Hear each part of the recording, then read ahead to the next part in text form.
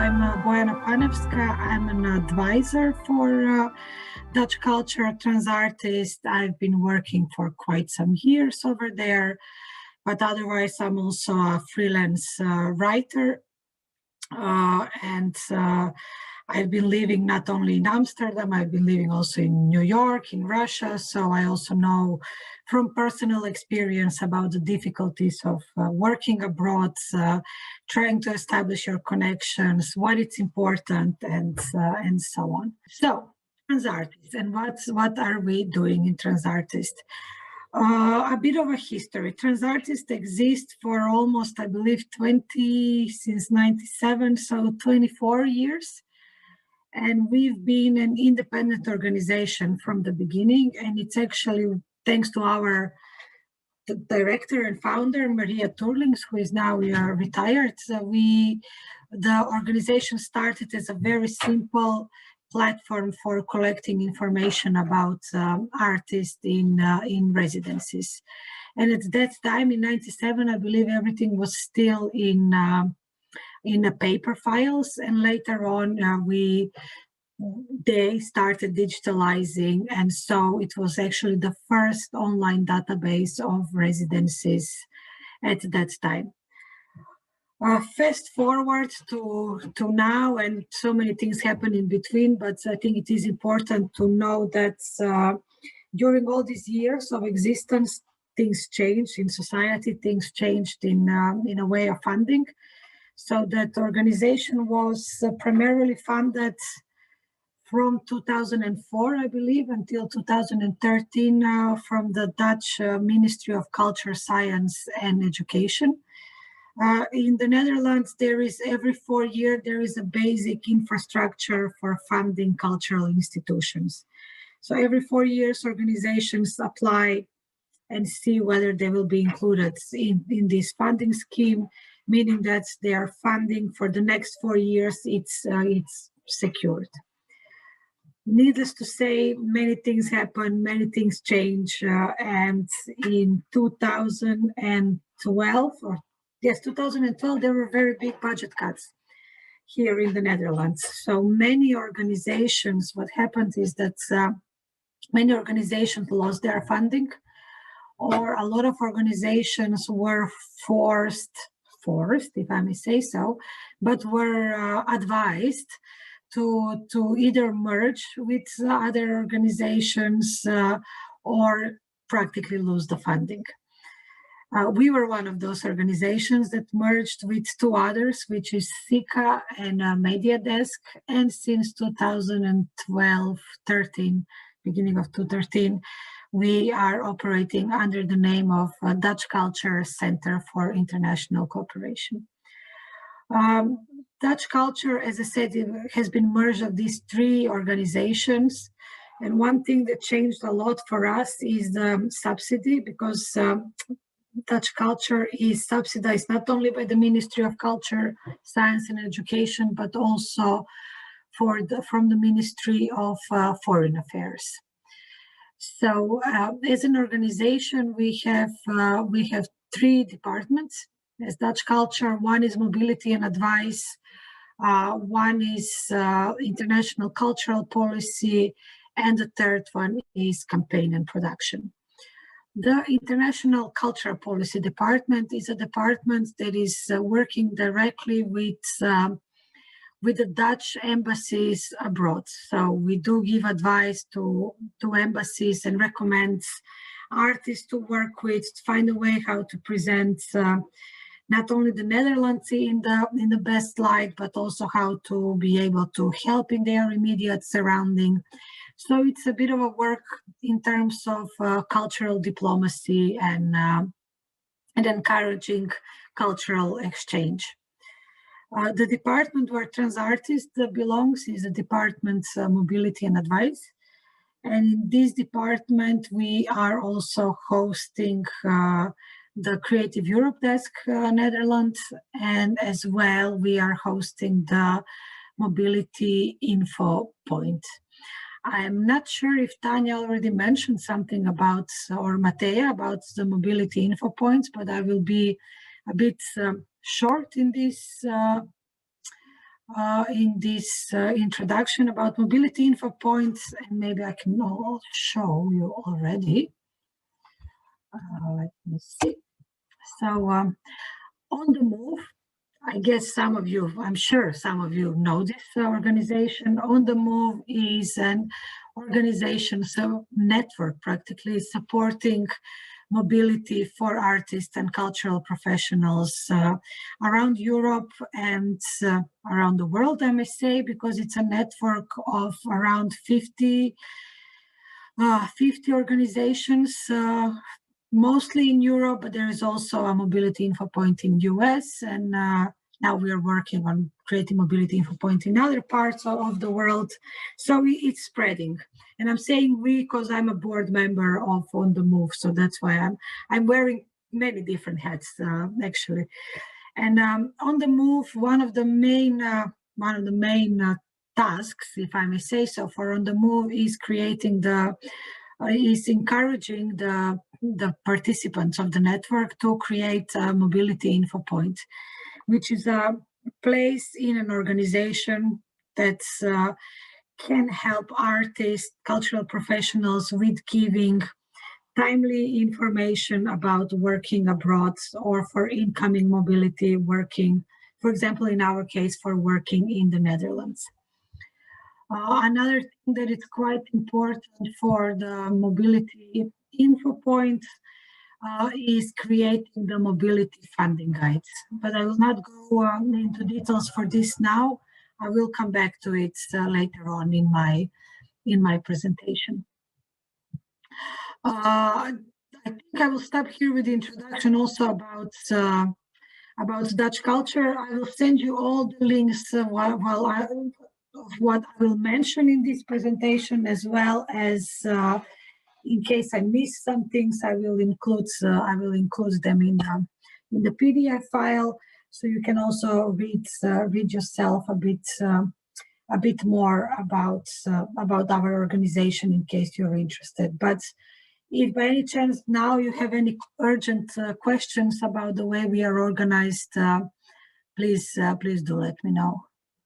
And I'm now trying to see if there are any questions, but I guess there. Someone has a question, perhaps? Yes. No? No, I think you can continue, Bojana. I'm back in just to close the window. I'm sorry. Okay. So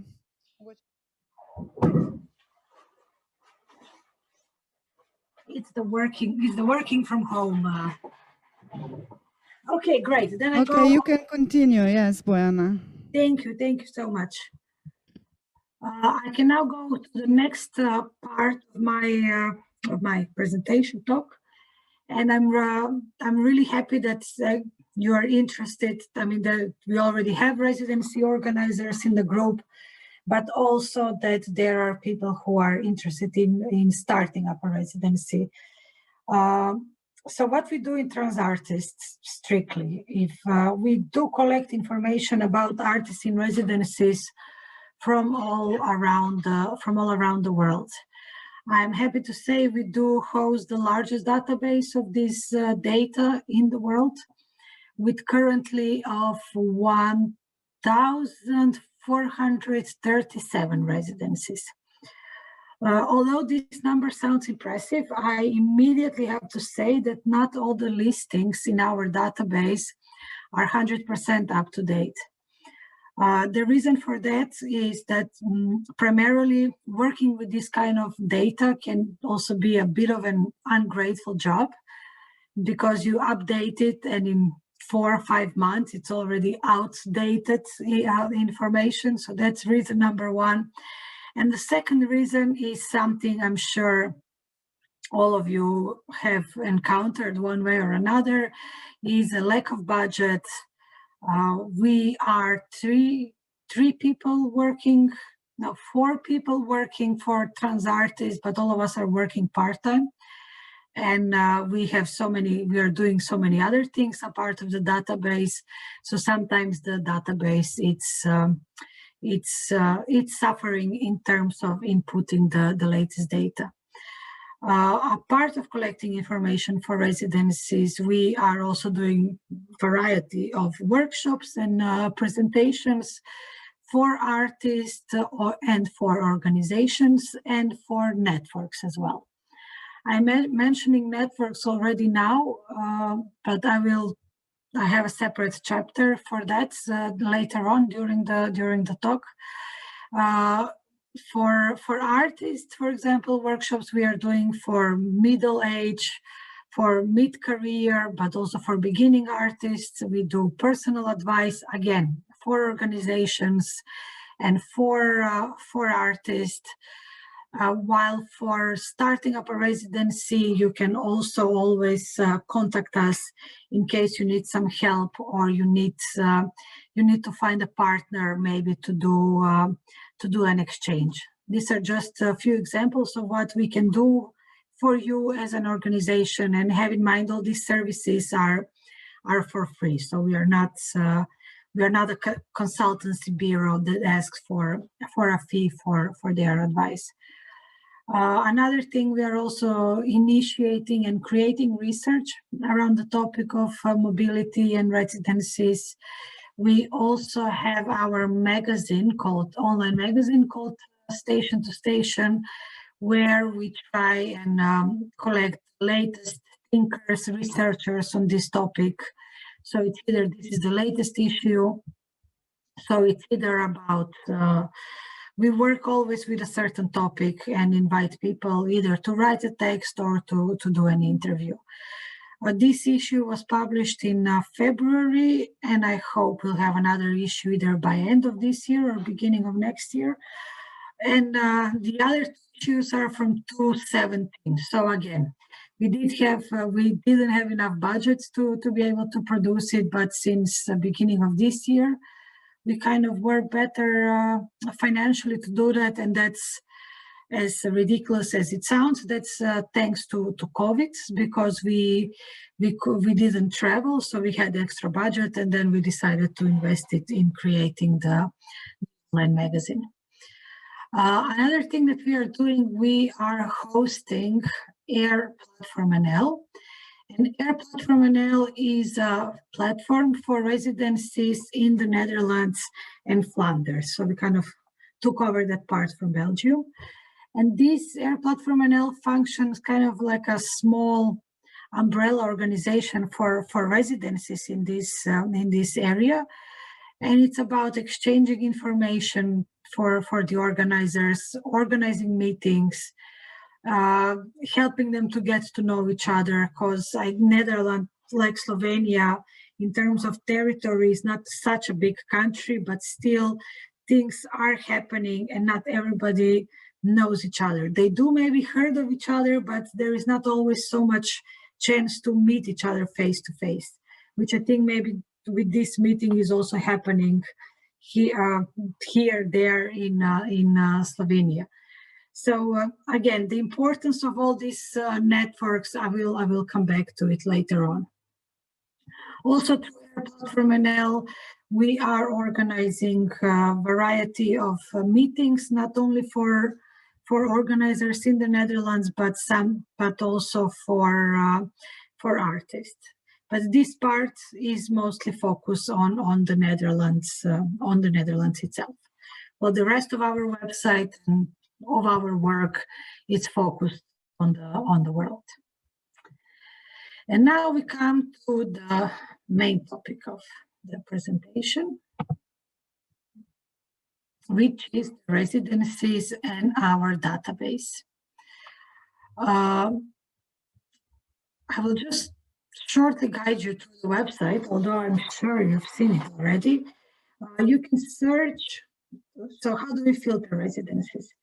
You can search by region, you can search by country, and you can search by discipline.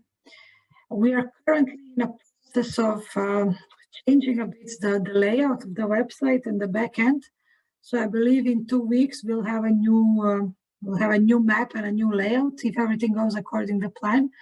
And I'm saying this in case maybe some disciplines will be gone in the new website. In case you're looking at it now and then you wonder what happened with it, you will find it, but under a more narrowed down selection.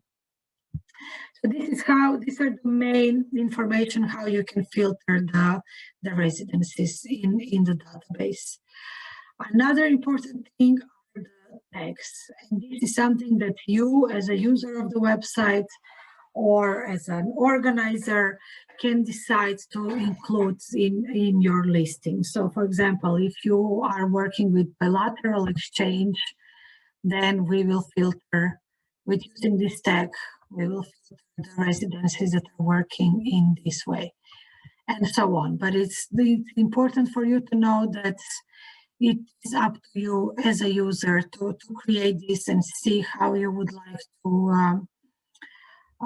to market your residency in this case.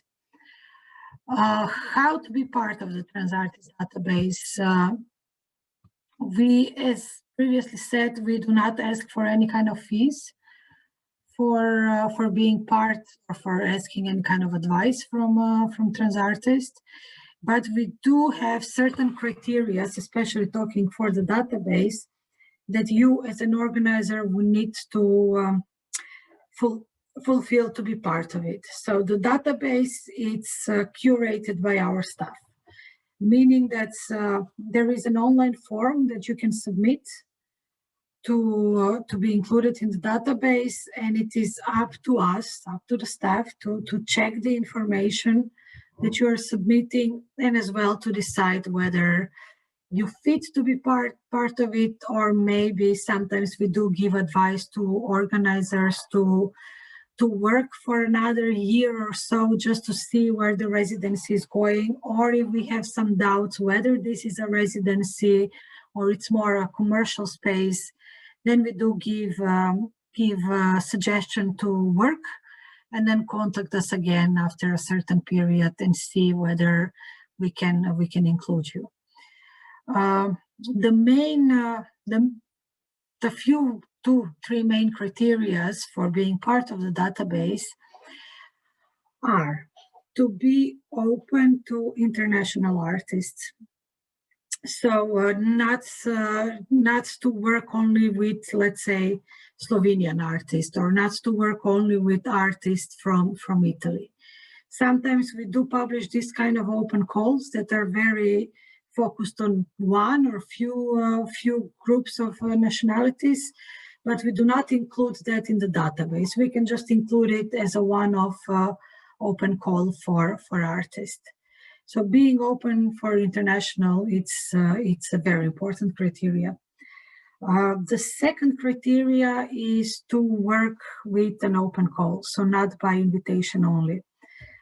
Sometimes when in the past we used to collect info from places that were working by invitation, but these places, the organizers asked us quite often to remove them from the database, because even though it was clearly stated that it's by invitation only and that artists cannot apply, artists kept on applying and kept on contacting the organizers. So for the sake of keeping that in order, we removed these residencies.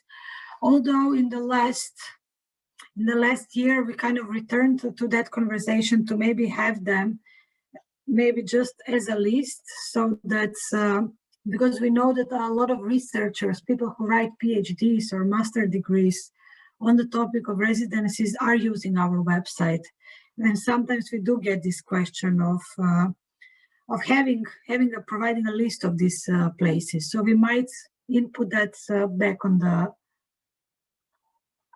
website, but it's something to discuss further. The third and very important criteria is the residency fee. Very often, residencies do ask for an additional fee from the artist, because as an organizer, I'm sure you are aware that it's not so easy to secure funding for your organization. So, and I'm saying this for your organization in terms of covering operational costs, covering the space, and so on. So, and on top of that, to even have budget to invite artists to come and work, it's a very different and very even luxurious story for some countries and for some areas and organizations. So asking for a fee, it's totally accepted in the residency world. But what we do in TransArtists in terms for our database is that if you are asking for a fee, we do encourage the organizers to break down that fee and saying exactly where the money goes for what that artist needs to pay. So this transparency, it's really important. And the second very important thing is to not have crazy prices. So that the prices correspond to the standard of living in the country where the residency is based. And this sounds very simple and this sounds very straightforward, but we do have, especially in the last few years since Airbnb showed up, we do have quite a few applications from Airbnbs who think it's easier to sell themselves as an artist place. Or we do have also places that are very much out of the realistic prices for that area. So I'm not going to name any concrete examples because these residencies are promoting still themselves as a residencies, and they even manage to host artists. But all I can say is that we do not include them in our database. And of course, we cannot play residency police around the world, and everybody has a free choice to choose where to go and how to apply and how to spend their money. But at least what we can do is not include them in our database. And all these few things that I mentioned are also part of the criteria of what residency can be. So on purpose, I didn't start with giving you a definition of what is a residency, because in reality, there is no definition. And the field is can be quite polar in a way, and quite contradictory, because you have a residency that it's in a village where there are 5 people living, and then you have residencies in very urban centers. And the best definition would be that a residency is a place that gives artists the opportunity to work, and either to research or to present a work, and gives them a certain, the most vague definition and the most represented is that residencies give artists time and space. And we can play so much with this idea of what time is and what space is, from a normal perspective, metaphysical, philosophical perspective. And that's why the whole field is, as I said, full with polarities, but also sometimes it can be it can seem easy to abuse the term. But luckily, TransArtists is there, but also other organizations like On the Move, Residencies, some other networks that we are all working together. We all know each other, and we are trying our best to, in case we hear some information, also complaints from artists about certain spaces, we communicate among our organizations, try to see if those claims are really based on the residency or way of organizing, or is it more personal experience, so as to make the decision whether we all take it off from our platforms or not. In our case, in case of TransArtists, is a curated database. So we deserve, or that's how we promote ourselves, that we reserve every right to refuse or accept a listing, just like we are not responsible for any applications. So we are just there to present the information. Some other platforms are working with a fee, and they're maybe not so strict with categories. but for some extreme cases, we all agree. But for some residencies, for example, that we in TransArtists think the fee is too high, some other platforms don't agree with us. They think the fee is okay. So they include them, but we do not. So as the definition is quite wide and quite open to interpretation, some things that we find as criteria important to have to be considered as a residency. The one that I mentioned was about the fee, and I think that's quite clear. The second criteria, what we in TransArtists consider a place to be residency, is the length. So we had quite a lot of debates also with our other organizations and partners about what should be the shortest length of a residency, because you do have, in terms of promotional events, you do have places that say it's a 1-day residency, it's a 2-day residency, but it all just seems like a marketing trick. We kind of sat down, first we were thinking 2 weeks would be the okay length, but after speaking with artists, we decided the minimum length of a residency to be a week. That might also seem, for a moment, it might also seem a little, not so much time, but in reality, when speaking with artists, especially artists that have families or part-time jobs, which quite a lot of artists do have, having this week of focused period without your part-time job or without the family, it does make a big difference. So let's say a minimum period of a week up to the longest residency that I know of is 5 years. And it's a residency in US. So the length is quite important of what makes a residency, professional residency. We also had I believe 2 years ago, there was a project, there was an open call for a residency who organized 1-minute residencies. It sounds like an interesting idea, but no, I'm not going to list that open call as a residency because that's not a residency. It's an art project, let's say, at best. The length, the fee I mentioned, the facilities.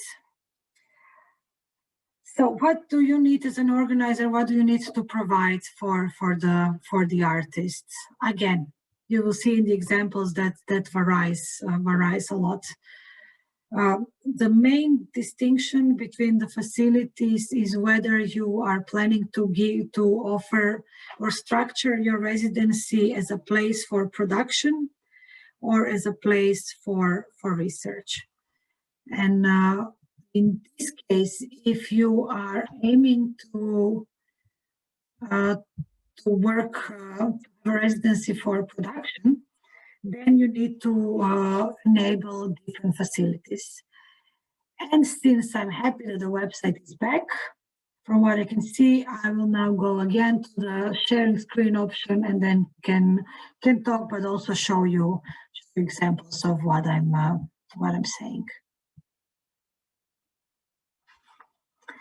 So what I was mentioning, residencies for research versus residency for production. So I divided the residencies in few categories, or we divided the residencies, but you will see through the examples that a lot of residencies can overlap in different categories, which I know it doesn't make your job easier, but please use all these examples as an inspiration, as an idea of what you can do or what you will be inspired to do in the future. For example, residencies like institutions, like for example Schloss Solitude in Germany.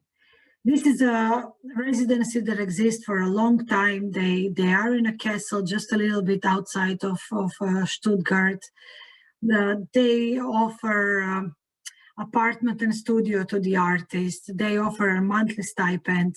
So there are not so many residencies like this. These are very well established, and maybe we can count them on one, eventually on two hands, these kind of places that exist around the world. And actually most of them are in Europe. Schloss Solitude is one of them. Rijks Academy, the ateliers in Amsterdam are others. So there's not many, but what I wanted to show you here is that is the facilities.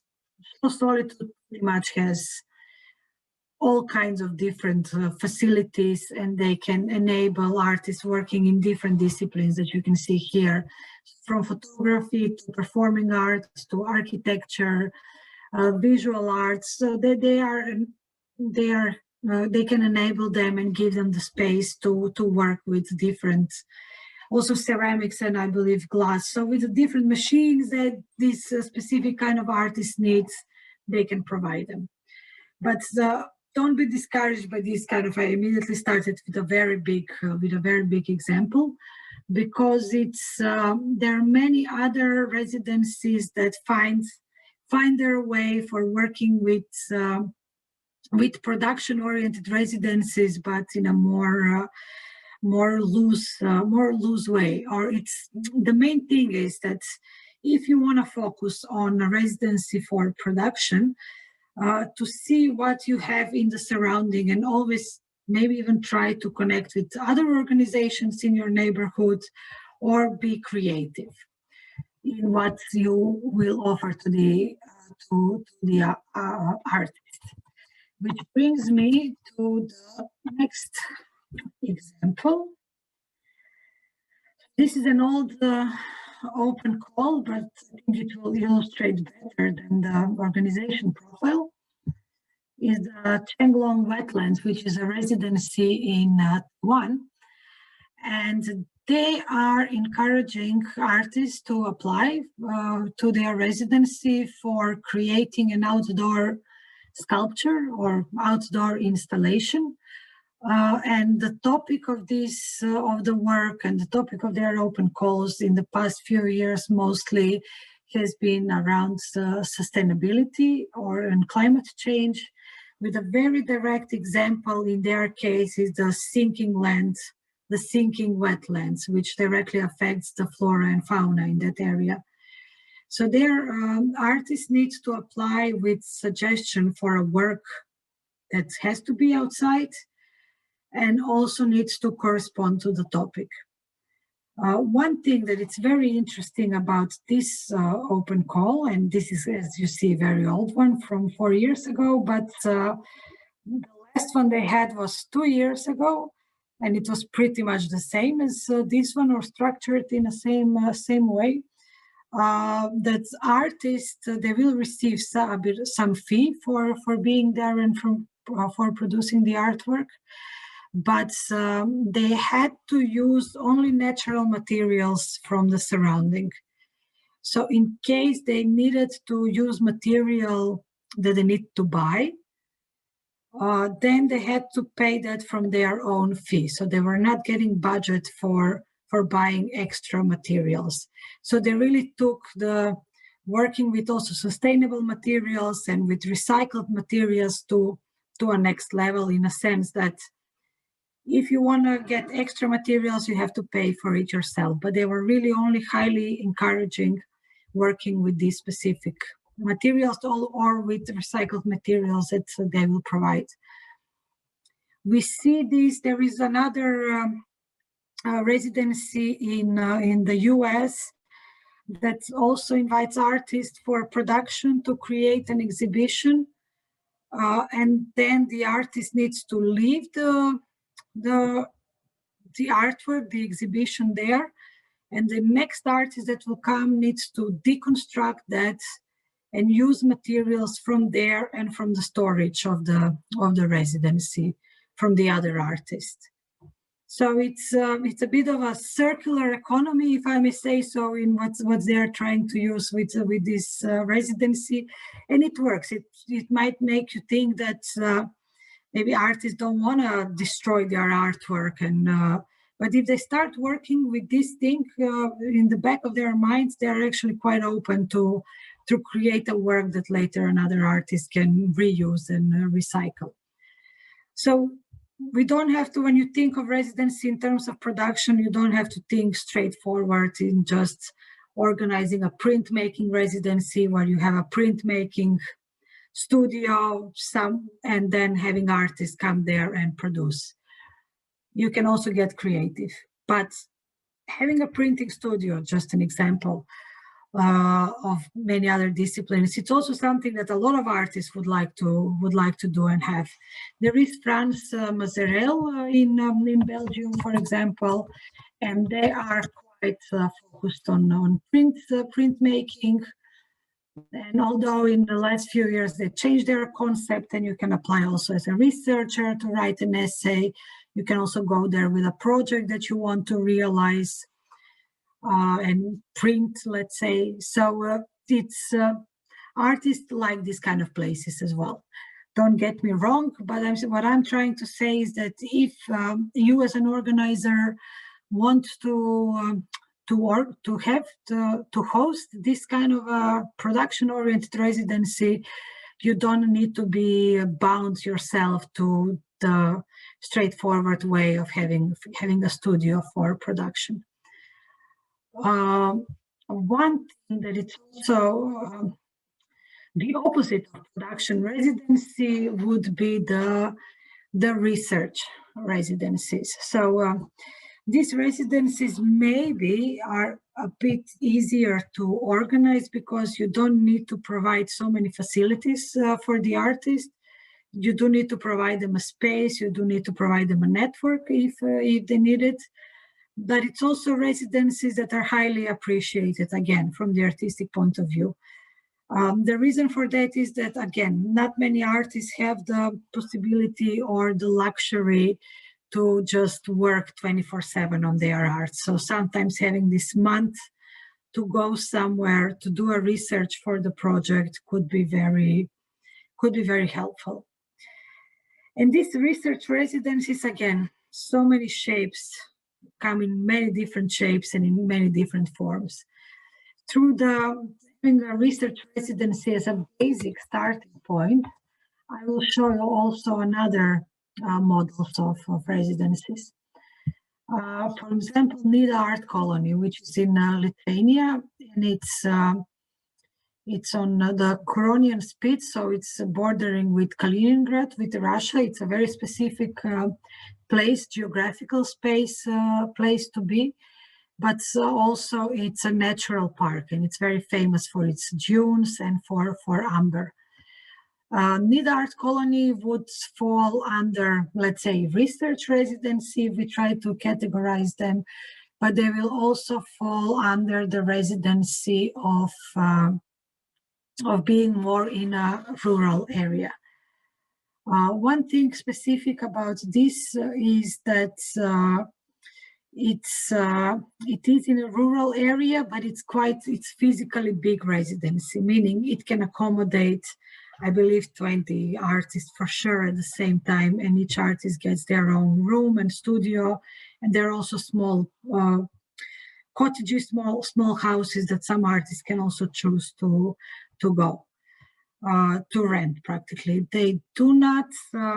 They are partly subsidized by the university in Vilnius, but they do ask for a fee from the artist, and as you can see, studio and living space is 400 euros a month, including the usage of everything, and plus artist needs to provide for their own costs, food and travel costs.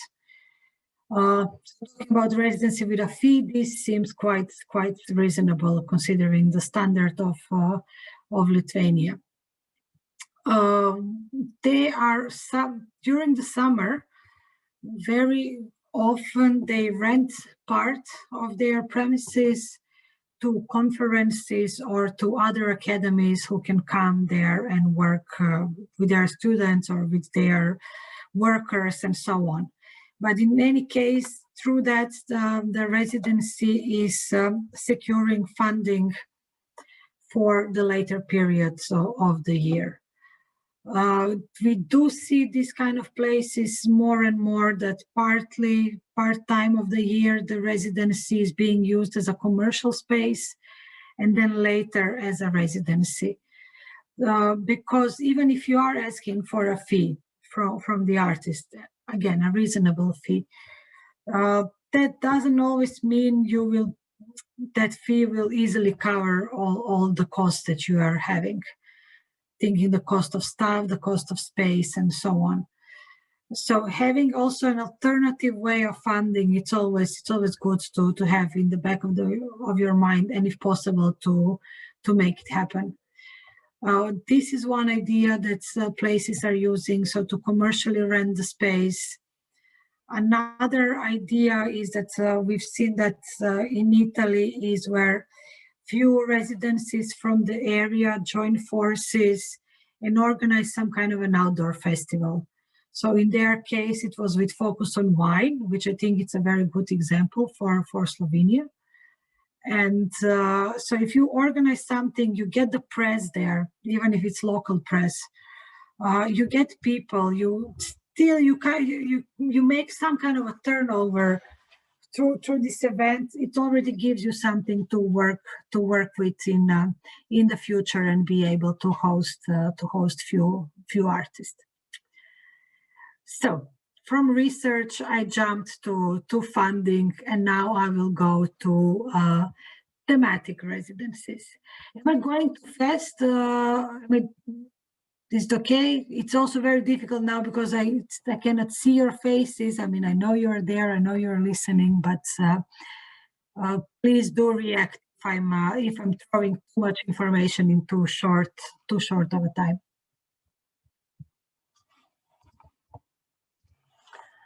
I never know how to spell this very good one, which was Thorn.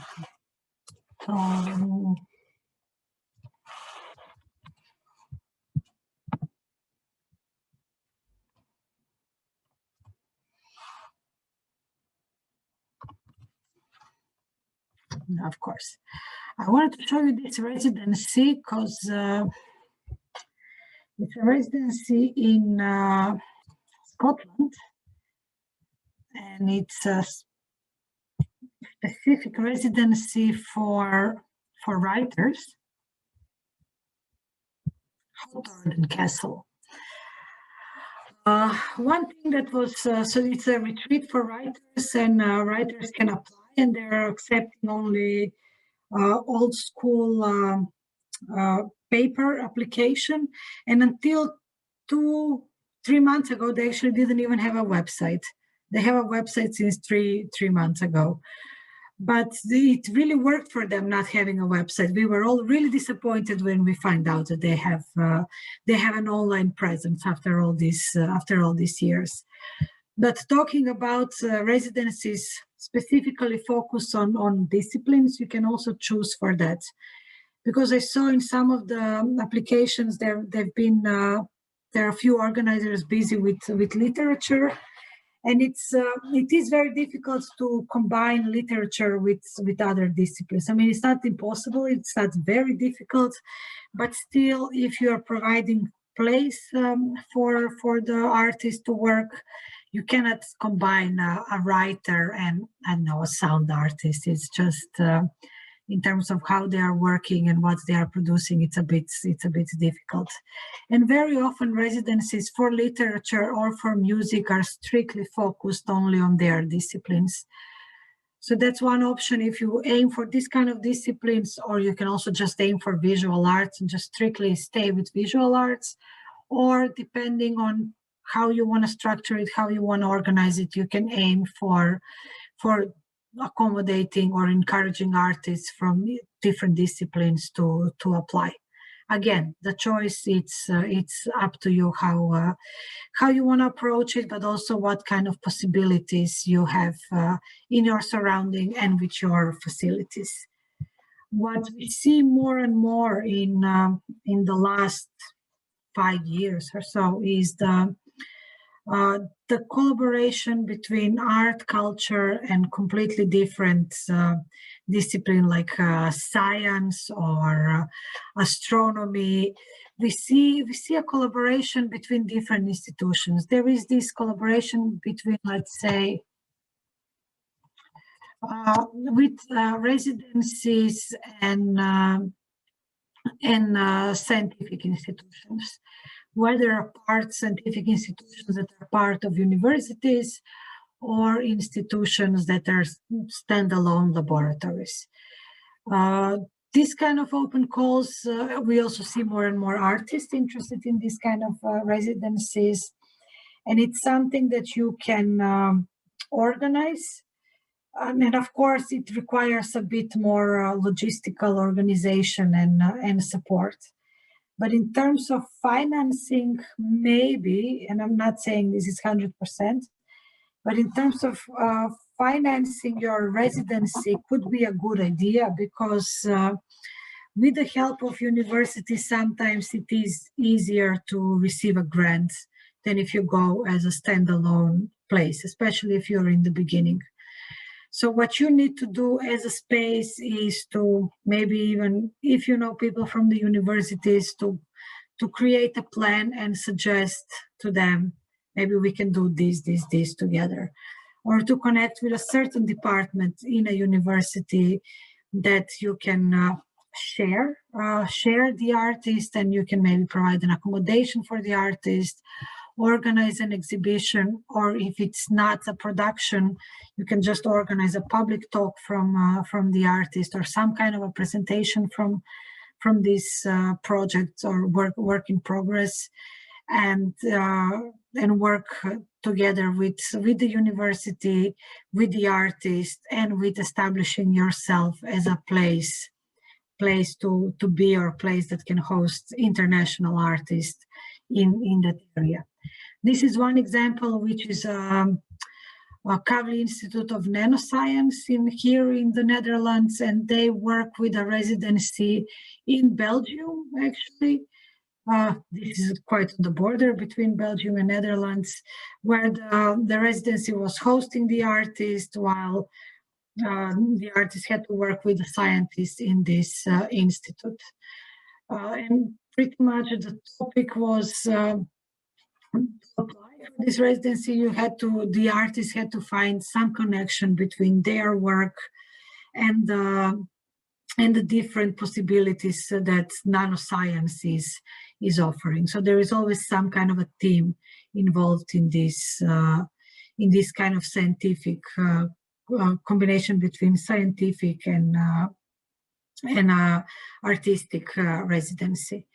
If some of you are interested, I can provide you with more examples like that, because they all work on the same principle, but yet they all work very, very differently from one another. But I'm sure there are, I haven't made a proper analysis of the number, but from the open calls that I posted in the last year, 2 years, I would say for sure there are 20, 30 spaces only in Europe that are working like this. Hello, Bojana. I have a question. Since you are publishing so many open calls, do you see any trends in residency programs, such as, for example, fostering green mobility, community art projects, working with disabled, and so on and so on? Actually, what's happening in the last year with these adjustments towards the COVID, and as well all these green topics that we are following? Just your opinion, your observation. Thank you, Dusan, for that, because I was planning to come to the top. As you've noticed, for now, I'm still avoiding COVID-19 as something that we all live through as the pandemic, but it's inevitable to avoid it. So I will, based on Dusan's question, I will refer to the past year as a year which marked by the pandemic, but also to the other questions about green mobility and more and other topics that or other trends that we see. So with ignoring COVID-19, I will come back to that. But one big trend that we see in the in the residency field is exactly what you included in your question. It's about working with the communities, working with finding a way how to not only establish yourself in the community as an organization, but how to find a way to go to give back to that community. We also see that generally on the art scene that more and more artists are working with these topics. Let me think. What would be? Yes, Santa Fe could be. This is a residency, for example, in US, Santa Fe Art Institute, and they are already the position of this residency in New Mexico. It's already there is a lot of history that the people who are living there still need to deal with. Having in mind the Black Lives Matter movement and everything that happened in the past few years, we see more and more awareness of certain groups, maybe of underrepresented artists, but we also see the need not to work with underrepresented communities. So what Santa Fe is doing quite for many years is that they have a thematic open call.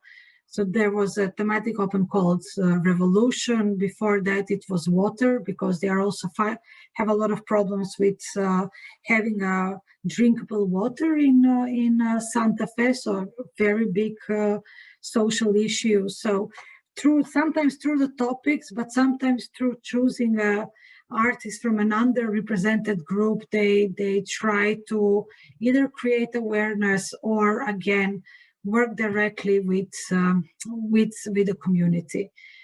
And so Santa Fe, it's only one example. Ujazdowski, for example, in Poland, they maybe don't do it so obviously, but when you look at the artists that were there and the projects that they created, almost every project involved the community on one level or another. It's a way of organizing a residency that it's much different than just hosting an artist in your place. It is very highly appreciated, and also for establishing a network, but it also requires a bit more organizational skills, but also a different kind of approach towards art and culture than organizing, if I may say, a regular residency, because this can actually already bring me to something else I wanted to say. But there is this well-being residency network, and they are very specific in how they organize residencies.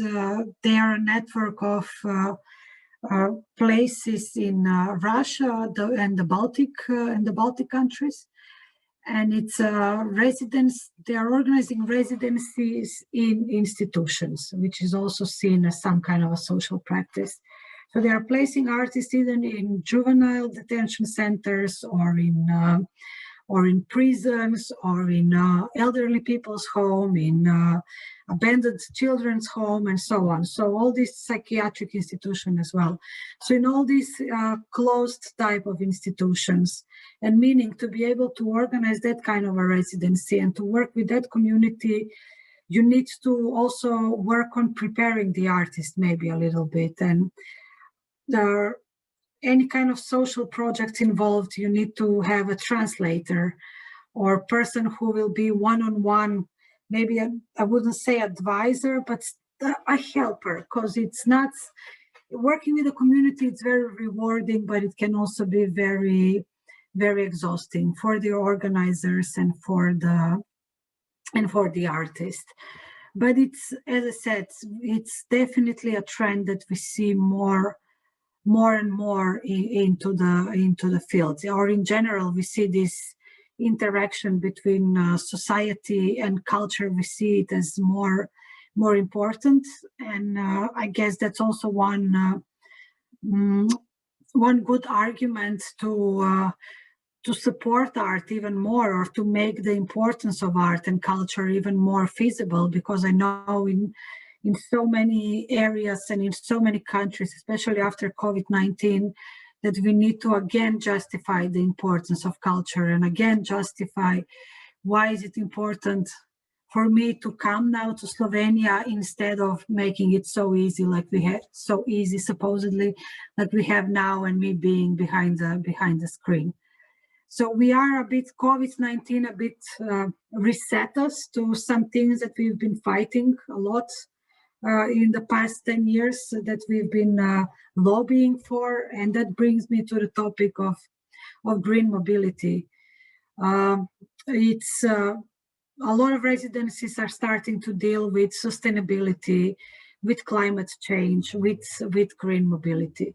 For example, there's Sari residence. Let me see if I'll spell it correctly. Yes. Sari residence in Finland is one of the residencies that encourage slow travel.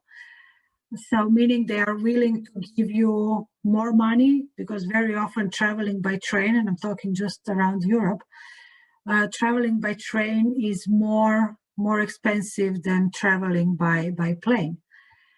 And they are willing to even cover those travel costs that are more expensive, and to just be able to support green mobility. Mustarinda, again in Finland. Needless to say, the Nordic countries are steps ahead from the rest on this, working on these topics. Mustarinda, for example, it's a residency that built itself as almost 100% sustainable and self-sufficient. So they have also their own heating system, and they are producing their own fuel for their immediate surrounding.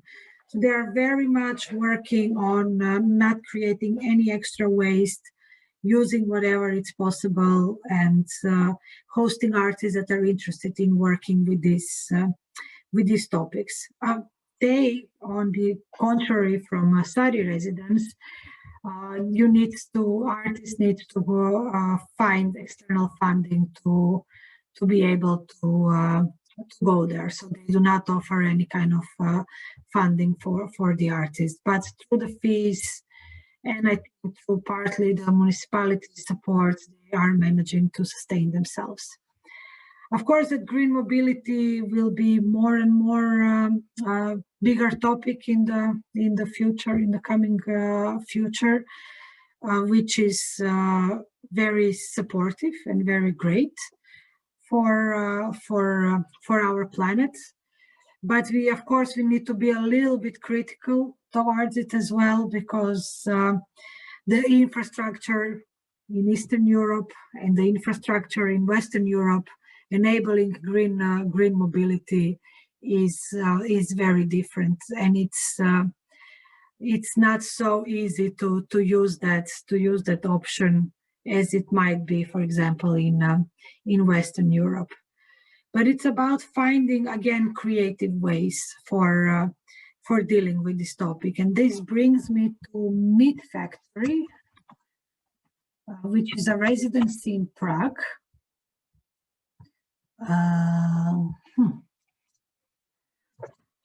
They recently had an open call, but let me find it. Yes, so they had an open call last year for artists living within a radius of 1,000 kilometers from Prague.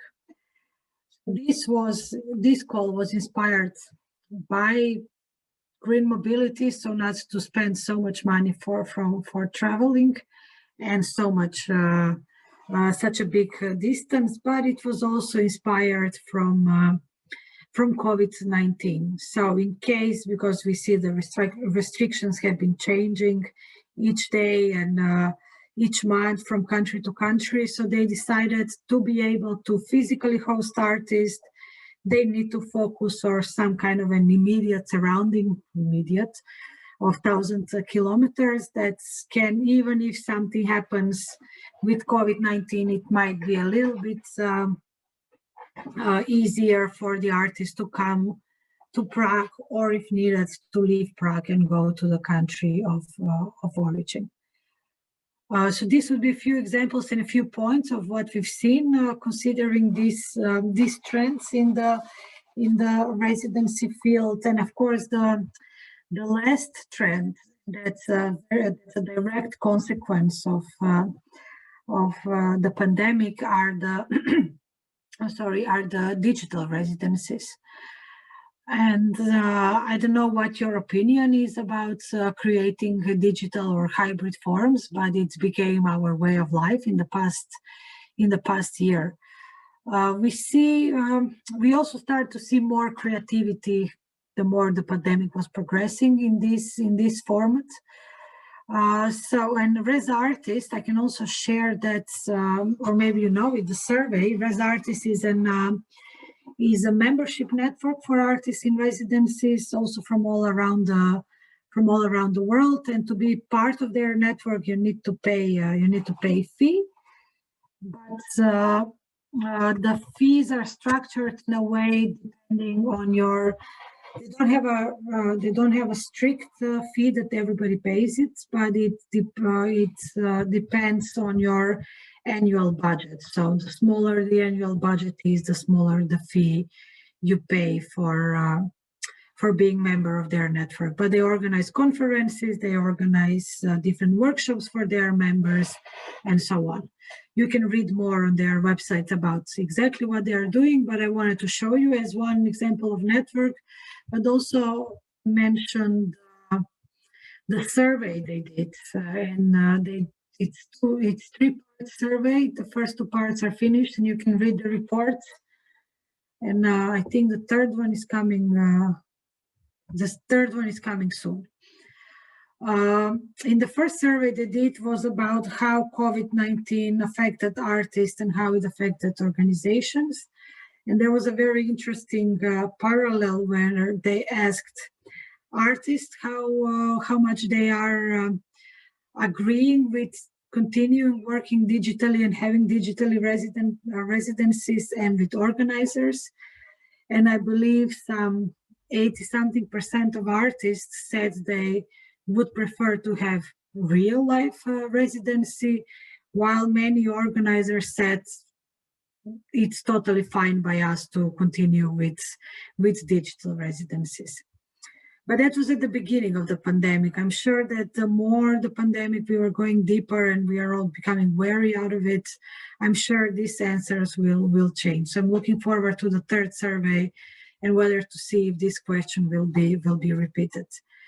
But I think the digital residencies are here to stay in one way or another, or at least in some kind of a hybrid form. I still believe the preference will be to going to a place, because nothing can change that experience. But what we see as well, what is direct consequence of COVID-19 is that many residencies will not have an open call for the next at least 2 years, because the original plan was to, for many places, was to reschedule the artists from 2020 to 2021. But how the situation is, and we are already mid-21, it looks like a lot of these artists will be postponed to 22. So meaning that their program is already filled for the next year, if not 2 years. So even if there are open calls, from what I've seen, and there are open calls, sometimes they are for the next 3-4 months that artists can go in a residency, but sometimes the open call is for residency starting in 2024. I even seen a residency starting in 2025. So we will definitely see a bit more of a postponement, of places and of artists, and there will be a little bit of void in the coming year or so, in the coming 2 years, I'm sure. But that also gives a good chance for establishing a new residency, because if these others are already booked, then it also gives you a chance to promote yourself and start creating your own network and hosting artists. I mean, I cannot say we lack open calls. That's definitely, as you can see on our homepage, there are definitely open calls going on, but some of, let's say, 30% would be for 2021. The rest is all for starting from next year on best case scenario, if not 2023, 4, and so on. In terms of digital residencies, there's not so many calls as we used to have last year, but I believe these residencies help to some artists in a sense of giving them also financial support, because let me see, Sapporo, was it Sapporo? Because a lot of few residencies enabled artists to receive a fee while working from their home, which we know was quite important, because this was a group that was quite heavily hit by the pandemic. And when I say this, I especially talk for performing arts, that might have been the hardest hit from all the other disciplines in that sense, because they couldn't tour or do rehearsals or anything. In the beginning, it was about surviving and about providing the artists the financial support, but also later on it became about giving them exposure and giving them a stage. And in the later stage of the pandemic was about how to offer an interesting online residency, and is that even possible? Sapporo Tenjinama studio in Japan, I think they did very interesting open call, and it was about traveling to the residency as part of your residency. Of course, it's a virtual travel. You don't travel physically anywhere, but they created a whole plan and program about how to use the studio in Japan, what kind of materials, how then you need, as an artist, you needed to plan your travel to Japan and whether you want to make a pit stop somewhere. So it was a bit more interesting way of thinking how to organize this residency rather than a straightforward think of a project, we'll give you a fee and present that project. And I believe that they did have a lot of applications for this open call. I will not go again so much into details, but I will send it to you. And as well, their current open call is again for an online residency that will happen this summer. I think also a lot of residency, and I know for sure for this one, is that they also had problems with securing funding, because the question from their funders, very often that's municipality or the ministry, was why do you need the funding if you cannot bring artists, for example, international artists to the space? And the answer to that was maybe this, organizing a digital residency, so to still secure your existence. Are there any other questions? I guess no.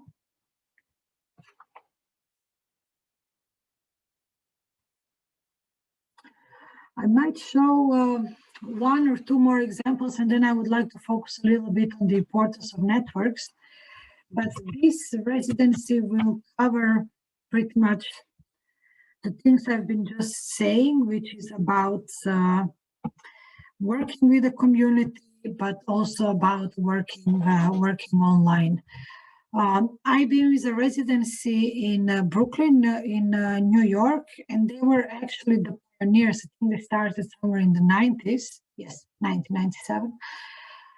In the 90s, and they were one of the first ones that incorporated working with arts and internet.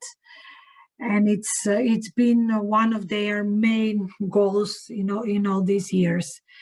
Why are they important? As an example, is the fact that whatever it's done in IBEAM, they can connect the artists with a lot of developers, programmers.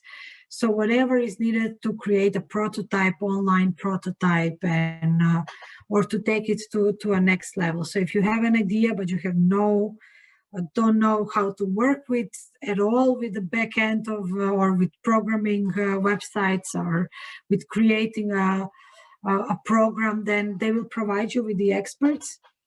But one thing that it's very important for them is that whatever comes out as a final project should be an open source later on for the usage of whomever wants to use it, and preferably to have some kind of a social consciousness and social impact.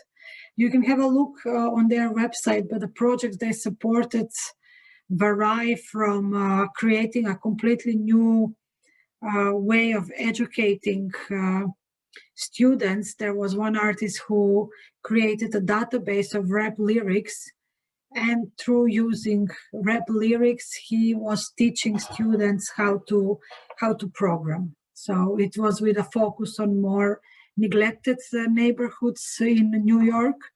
And then this took off and practically was included in curriculum in quite a few schools around the USA. Another project they did was this open call from last year, and it was about giving answers, giving suggestions for a better digital future. They had this open call and selected, I believe, 4 or 5 projects that received 5 or 10,000, 5,000 grants.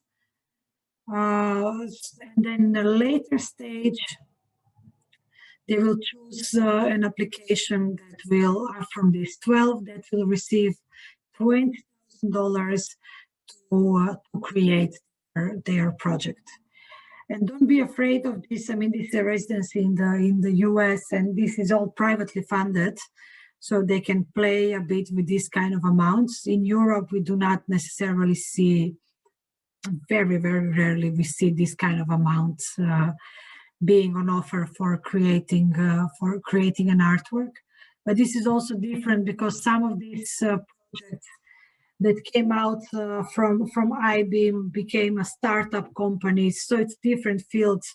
It's a little bit different than the visual arts field. So I'm sure even if Europe, if somebody will start developing this kind of idea, it might be a little bit easier to find a way how to secure funding or inspire funders to support this kind of art. This will be my last example, actually. And I'm sure you know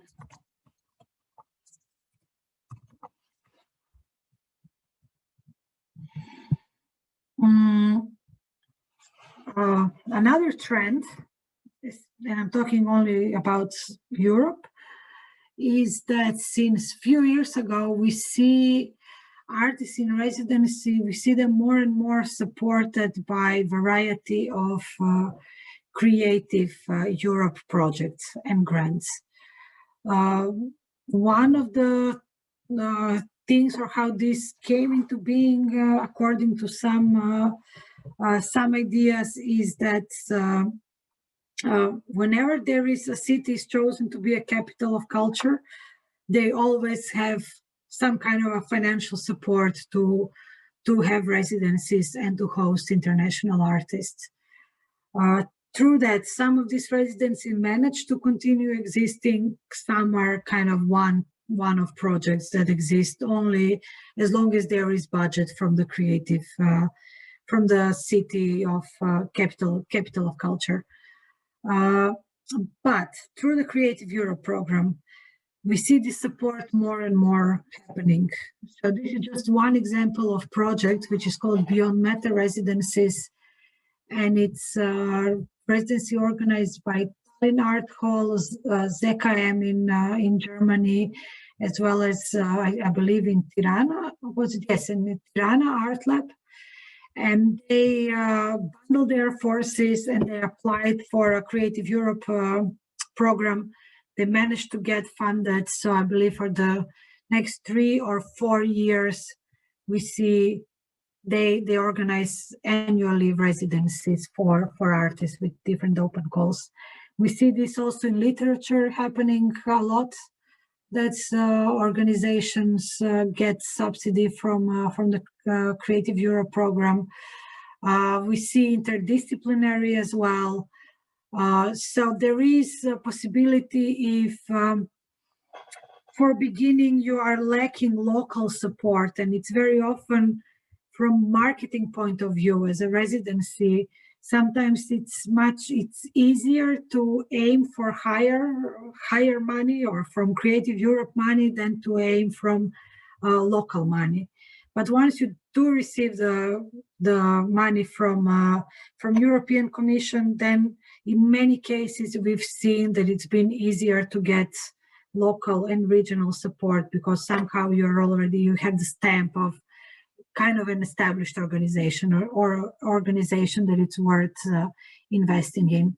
So it's definitely something to have in mind, especially now that the new program is starting for the next 7 years, but I leave that to the Creative Europe desk in Slovenia to explain more. And it's also not my focus of my job. We have the Creative Europe desk Netherlands here, so they know much more about the process and the application possibilities.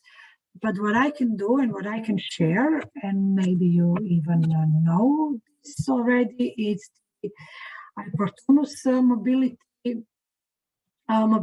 grant. This is still a pilot project again from European Commission, and in 2018 or 2019, I believe, it was with focus on artists, on individual artists and professionals in visual arts and performing arts. This year for individuals, it was focused on cultural heritage, architecture, music, and literature.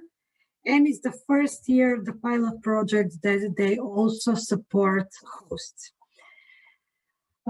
This was recently the open call started, so you can check on their website about the requirement for application, how to apply, the selection criteria, and I think this is important for you to know.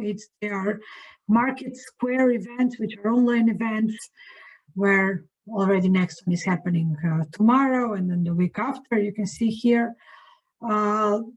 If you are interested, they are supporting projects or organizations that want to accommodate artists and that are non-for-profit organizations. So it's also a way to, if you are in between, to kick off your project and invite artists and possibly apply for this funding. I wouldn't speak too much about it. You can read about it. I would recommend that you join their events where you can also ask the questions directly, and I'm sure they are available to contact them through email if you have a quite specific questions. And they have 2 open calls, and I believe the first one is with 30th of June, and I believe the next one, the deadline is somewhere in October. So if you don't make it this one, you have one more chance. And the idea is, after these pilot projects are evaluated for opportunities for hosts and individuals, to eventually have it as a regular Creative Europe program. Mateja, Tanya, correct me if I'm wrong, but I think that was the initial idea for Opportunus, and I think we still need to wait and see for the final confirmation of where is this going. Yeah, thank you, Bojana. Yeah, I can. Thank you, Bojana. Do you hear me? Mm-hmm. Yeah. I can just add that what you said is correct, and that the short overview of the announcement of the new Opportunus is also available in Slovene on our website. motovila.si, so you can check it first there, because the information on the Opportunus website is quite overwhelming, so to say. So maybe first you read a short introduction in Slovene and then you, but we really recommend you to use this opportunity within the pilot. And as Bojana said, when now the new program Creative Europe 2021-27 started, and next year this scheme, mobility scheme, will be incorporated as a regular funding scheme within the Creative Europe program. Thank you so much, Mattia, for clarifying the info. Okay, I'm looking at the time. What I wanted to speak a little bit now about is about the importance of creating networks. I mean, we've seen that having this regional support. So you have ResArtists as an international network of artists in residencies. You have TransArtists as an international platform for artists in residencies all over the world. But then I also mentioned about Air Platform NL, which is a part of our website, but also a kind of a physical network / platform for residencies in the Netherlands, where we organize specific meetings just for the organizers there and helping them connect, support, and so on. We've seen this, there is in US, there is Artists of Alliance Communities. It's also a network for residencies based in the US. And they also have a few international members, but it's mostly US. And they organize different workshops, different advices, different support for the organizers. So all these networks, there is TASA in Taiwan. I'm not going to show all of them. I will send you the links. TASA in Taiwan that also works on a similar principle. There is Artists and Residents. I don't speak French, but this is like a bad attempt at it, which is a network for residencies in France. But for example, they as a network have a specific condition. So to be a member of their network, you have to be a residency that is not asking for a fee, for example. I didn't encounter that in any of the other national networks, but they've been very French and very strict about it. There is a network kind of starting up in Italy, but it's a little bit here and there and here and there, so I'm not going to speak about it. But I can maybe say a few words about the Swedish Lapland Air. And this is a network I've been involved. I actually helped them set up the network. So from scratch, from 4 years ago already. It's in the region of Norrbotten, which is Swedish Lapland.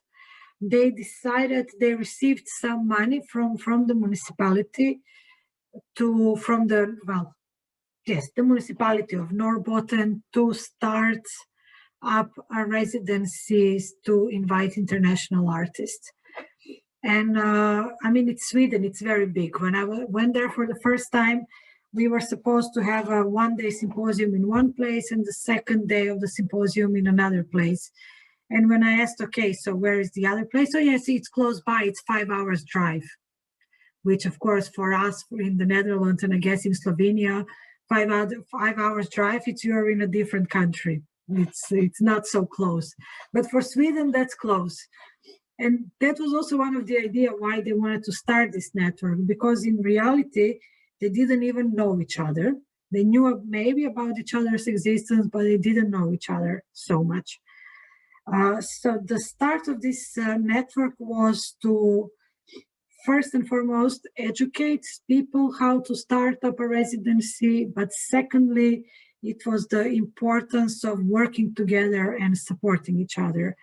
Because the grant they received from the municipality pretty much covered just the basic workshops and the basic idea behind the network. But all of them had to ask for for extra money to be able to continue with their work. So they had subsidy for the first year to be able to host artists, but for the rest, they all had to find their own ways of survival. Because the budget they received from the municipality wasn't so big. So what happened is that a few residencies bundled forces together, and they worked with one artist. So meaning they created a program for this one artist who could stay for, let's say, 3 months in the region of Norrbotten, and depending on what the artist wanted to do, they would, for example, in Luleå, there is Kokove, which is artist studio. So I know that one artist was there to produce a work, and then he traveled, I believe, to Piteå, where he could present the work and then go back to a different place to record the work. So it was a very logistically planned residency, and it helped a lot for the organizers in terms of sharing the budget and being able to host the artists, produce the artwork. In the end, I believe the work was in Boden, in the residency there was presented. So the importance of having this network is that it also helps you to kickstart the existence of residencies. And it, on some way, it also makes it a little bit easier. It's never easy, but a little bit easier to be able to host the artists, to be able to accommodate them, and if needed, to ship them to the next town where they can work, they can do the production, and they can come back and do the presentation. So depending on what you can offer as facilities and what the others can offer. So this is one example of Swedish Lapland there, but as I said, there are a few other networks. In Ukraine, we started working with them some 2 years ago or so, and they created Zapravka, which is an initiative by Ukrainian Institute, House of Europe, which is part of Goethe Institute in Kiev, and Ukrainian Cultural Foundation. And they worked together in creating a budget, first of all, for organizers or organizations who would like to start up a residency. They had an open call for residencies that were already there to see, to map the fields completely in Ukraine. They were following the criteria from TransArtists quite strictly, and then with their help, with their mapping, we completely updated the Ukrainian part of our database. But also they are slowly but surely starting to create a network of these residency places. So what started as a mapping, it's now turning into a, for now still unofficial, but I'm hoping it will get some kind of an official status in the near future, a network of Ukrainian residencies. And this year they're doing another open call to do a second mapping if there are new platforms that showed up in the meantime, and as well to use, and that's to use because on our website, when you have a residency listing, you also have an update form. So you as a residency organizer can use this online form to update the information that needs to be changed on your residency profile, and we will check that and input the changes. So I also hope that maybe this meeting would be maybe a first step to also map the Slovenian residencies and update the Slovenian part of our database as step number 1, and then take it further. One thing that I also wanted to share about is about artists in residencies as places to shelter artists at risk. And this is Artists at Risk Connection, but this is not a residency. This is a platform that maps places around the world that can shelter artists that are at risk. But this organization, again, based in Finland, I can show you that. Let me just find perpetual.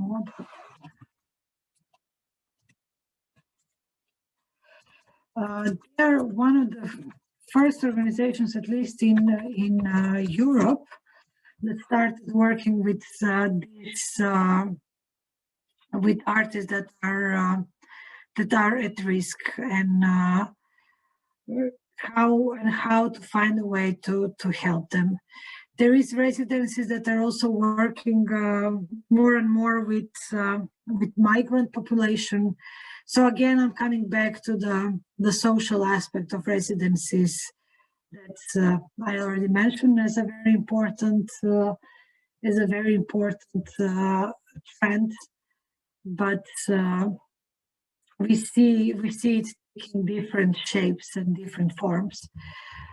Perpetual Mobile are also working with other organizations mostly in Europe, where they try to find a way how to accommodate these artists.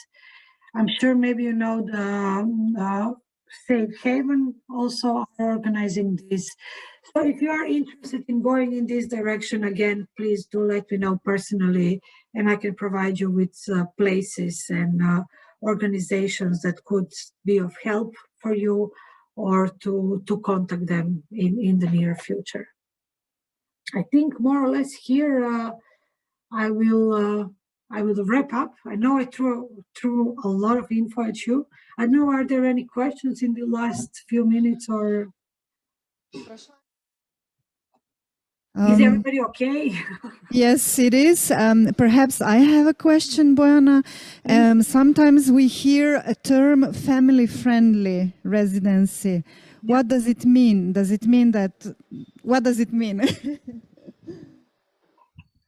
That's a very good question, and it can mean many different things. Sometimes residencies can accommodate your partner to come with you, but they are very clearly stating no children and no pets. Sometimes the family friendly can mean that they can accommodate you, children, pets. Sometimes, and this I haven't encountered yet in Europe, but I've seen it in US in 2 or 3 residencies, that you can also, if you're like the primary caretaker, for example, of your elderly parents, you can also take them with you in a residency. But again, I haven't seen this in Europe yet. So it takes many shapes and forms, like so many other things in the residency field.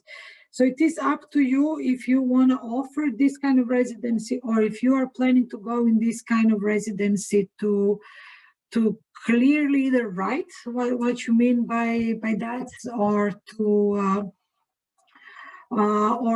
ask what the organizer means if they're not very clear in their explanations. We see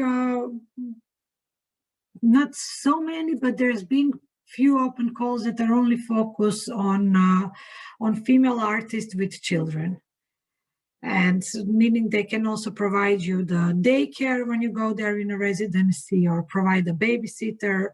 So that's also one of the options that I've seen in family friendly. But again, it takes many different shapes. And I know some residencies definitely don't want to accept artists with children. Or, I mean, if the artists want to come with children, because I've heard also some stories that they said, no, we cannot handle that. It's only the artist, no partners, nothing, which is also a possibility. Thank you, Bojana.